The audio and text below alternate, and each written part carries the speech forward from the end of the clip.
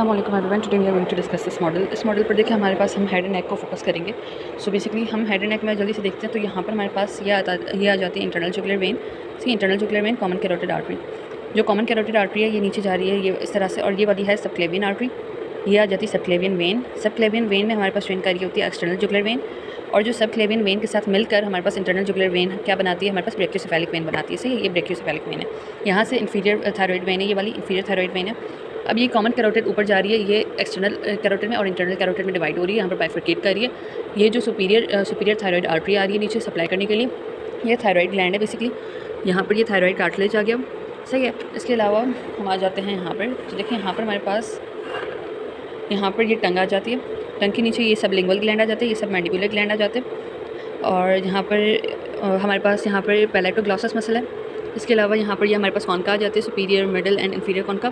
इसके बीच में ये मिएटस आ जाते हैं, इन्फीरियर मिएटस, मिडल मिएटस और सुपीरियर मिएटस। सही है। इसके अलावा यहाँ पर ये नेजल कैविटी हो गई सारी, ये हमारे पास पैलेट हो गया, hard palate and soft palate. इसके अलावा इस तरफ ऐसा और कुछ नहीं है, हम आ जाते हैं इस तरफ। तो इस तरफ देखिए हमारे पास क्या होता है कि हमारे पास आ जाते हैं मैसेटर मसल, ये आ जाते हैं parotid gland and this one is it's duct. और इसके अलावा ये ज़ाइगोमेटिकस मसल्स होते हैं, ज़ाइगोमेटिकस माइनर ऊपर की तरफ होता है ये वाला, और ये होते हैं ज़ाइगोमेटिकस मेजर। सही है। इसके अलावा हमारे पास ये आई का मसल, आई का मॉडल आ जाते हैं। अब जब हम इसके आई को देखेंगे ना तो बेसिकली अब हम आ जाते हैं इसके आई के मॉडल पर। ये देखिए आई यहाँ पर जिस तरह से जिस एनाटॉमिकल पोजीशन में लगी हुई है, तो ये इस तरह से यहाँ पर इसके लैक्रिमल ग्लैंड लैटरली होता है। सही, this one is lacrimal gland.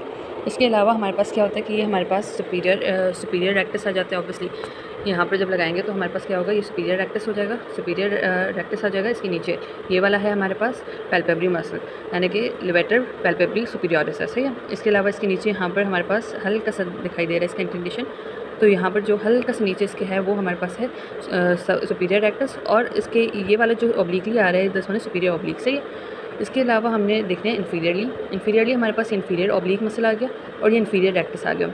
इसके अलावा हम देखते हैं मीडियली, तो मीडियल रेक्टस आ गया, ये मीडियल रेक्टस मसल आ गया, और ये लैटरल रेक्टस मसल आ गया। तो इस तरह से we are done with this eye model as well.